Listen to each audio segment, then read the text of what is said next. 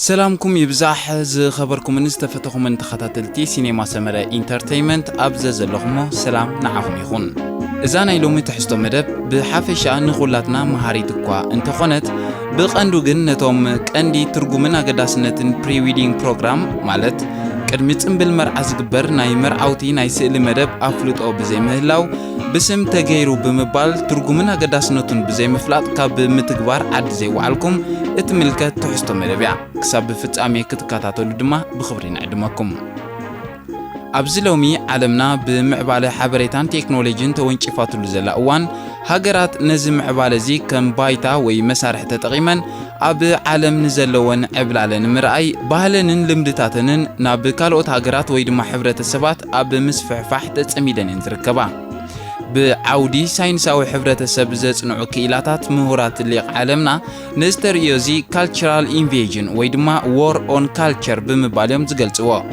اتن بهاجرات قدامي عالم زفلطه بقطبان تكنولوجين زمعبل هاجرات اب لعلتن بهاجرات سالساي عالم زفلطه اب ممعبال زركبان زي معبلان هاجرات بتزلونن بصحنون زلوات صقاتا تقيمن وترو ناي ባህል ወራር ምስ አካይደን በዝኸ ይኮነ አይተርፍን ምዕራባዊ ባህልን ልምድን ኣብ ብዙሓት ሃገራት አፍሪቃን ርሑቕ ምብራቕ ኤስያን ብምስፍሕፋሕ ኣብላል ኮይኑ ዝቕጽል ዘሎ ሓደ እኩብ ሕብረተሰብ ዘይናይ ኣቦታቱን ኣዴታቱን ማለት ናይ ባዕድ ባህሊ ተመሪሑ ዝኸይድ እንተደኣ ሃልዩ ኮይኑ ብርግጽ መቦቀላዊ ባህሉን መንነቱን ኣጥፊኢሎ ማለት እዩ ምክንያቱ ዝበዝሐ ግዜ ባህልታት ዝተፈላልየ ሕብረተሰብ ተጻረርቲ ዳንበር ተመሳሰልቲ ስለዘይኮኑ ምናልባት በቋንቋ ጂኦግራፊያዊ አቀማምጣን ካልእን ዝቀራረቡ እንተዘይኮይኖም ማለት እዩ ኩሉ ግዜ ከም መቦቀላዊ ባህልን ልምድን ዝመስልወኳ እንተዘይለ ሓደ ግዜ ግን ናይ ባዕድ ባህሊ ምስ መነባብሮኻን ኣካያይዳኻን ብምንጽጻር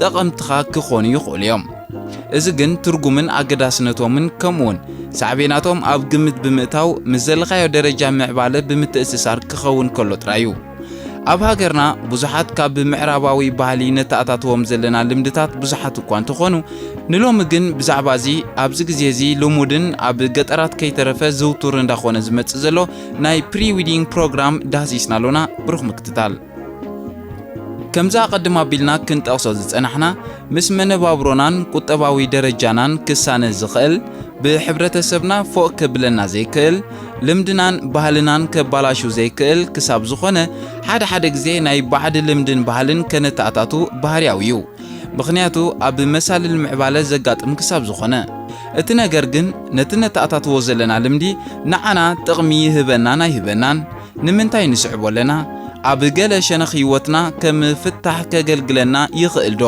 ወዘተ ካልእን ብምምርማር ብምስትውዓልን ዓሚቕ ፍልጠትን ከነተግብሮ ተመራጺ ይኸውን ንምንታይ ኢና pre-wedding program ንገብር ነዘን ነጥብታት ክንፈልጠን ክንግደድ ይግባአና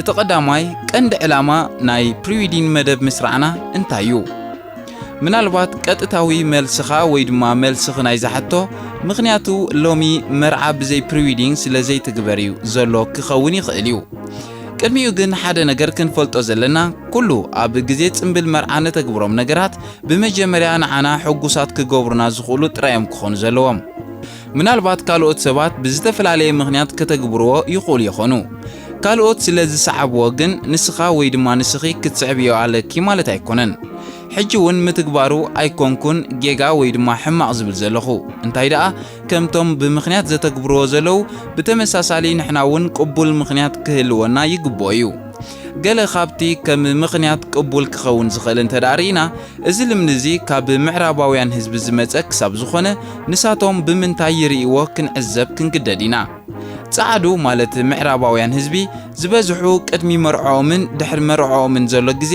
ክልተ ምዕራፋት እዮም ዝብልዎ ንኣብነት ክልተ ፍቑራት መርዓ ኣብ ዝሓስብሉ ግዜ እቲ ብፍቕሪ ዝጸንሕሉ ግዜ ማለት ቅድሚ ምምርዓዎም ብሓንሳብ ዘሕልፍዎ ናይ ፍቕሪ ግዜ ከም ሓደ ምዕራፍ ህይወቶም ጠሚቶም ክስንድዎ እዮም ዝደልዩ ስለዚ ድማ ቅድሚ መርዖም ኣብ ዘሎ ውሕዳት መዓልታት ናብ ተዘካሪ ፍቕራዊ ህይወቶም ዘሕልፍሉ ቦታታት ብምኻድ ስእሊ ይወስዱ ንኣብነት ፈለማ ዝተላለዩላ ቦታ ፈለማ ኪስ ዝተሰዓዓሙላ ቦታ ፈለማ ጊፍት ዝተለዋወጡላ ቦታ ፈለማ ሻሂ ዝሰተዩላ ቦታ ኮታስ ናብ ብምሉኡ ተዘከርቲ ቦታታት ብምኻድ ስእሊ ይወስዱ እሞ ድሕሪ መርዖኦም ምስ ደቆም ከም መዕለልን መዘከርን ይጥቀሙሉ። ብሓፂሩስ ሓቀኛ ላቭ ስቶሪ ወይ ድማ ፍቕራዊ ታሪኾም ዝፀውኢሉ ማህደር ብስእሊ መልክዕ ከም ሰነድ የቐምጥዎ። ስለዚ ከምዚ ዓይነት ምኽንያታዊ ነጥቢ ክህልወካ እንተደኣኺሉ እንተገበርካዮ ዝፅላ ኣይኮነን።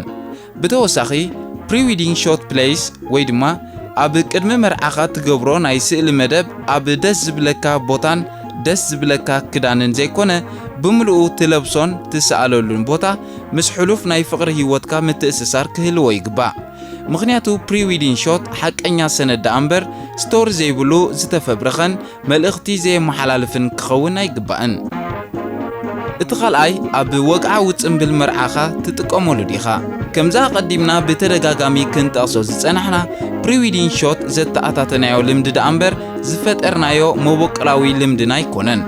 ስለዚ ካብ ምዕራባዊ ሕብረተሰብ ካብ ተለቃሕናዮ ፈለማ ትርጉምን ዕላምውን ክንፈልጥ ኣለና። ብድሕሪኡ ዝጠቕመና እንተዳ ኮይኑ ንስዕቦ። እዚ ሎሚ ኣብ ሃገርና ተለሚዱ ዘሎ ናይ ፕሪዊዲንግ ሾት ሽም ጥራዩ ሒዙ እምበር መልእኽቲ ዝበሃል የብሉን። ንኣብነት ብቁፅሪ 2 እንምልከቶ ኣብ ወግዓዊ ቦታ ናይ ጽምብል መርዓኻ ንዝመፁ ኣጋየሽን ዕዱማትን ብስክሪን ወይ ድማ ፕሮጀክተር ተጠቒምካ ንዕዱማትካ ከምዚ ዓይነት ላቭ ስቶሪ ኣሕሊፍና መፂና እሞ ናብ ሓድሽ መድረኽ ንሰጋገር ስለ ዘለና መርቑና ብምባል ኣብ ፕሪዊዲንግ ዝተሰኣልዎ ስእሊ ንኣጋየሾም ዘሕለፍዎ ፍቕራዊ ህይወቶም የዘንትውሎም። ስለዚ ንስኻ ወይ ድማ ንስኺ ከምዚ ዓይነት ምኽንያት ኣለኩም ድዩ ፕሪዊዲንግ ትጥቀሙ ዘለኹም?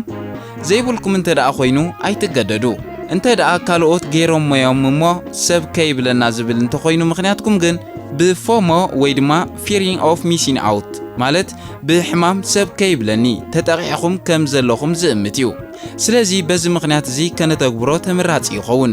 እንተዘይኮይኑ ካብ መልክዑ ንቕይሮ ኣገዳስነት ዘይብሉ ንገብሮን እንተገደፍናዮ እዩ ዝምረፅ። እቲ ሳልሳይ ክንደይ ሰባት ኢና ናይ ፕሪዊዲንግ ስእልታትና ድሕሪ መርዓ ኣድህቦ ንገብረሉ? ገለገለ ሰባት ስእልታቶም ሓንሳብ ኣብ ሳንዱቕ ምስ ኣተወ ዝዝክሮ ዘይብሉ ብዙሕ ይዘጋጥም።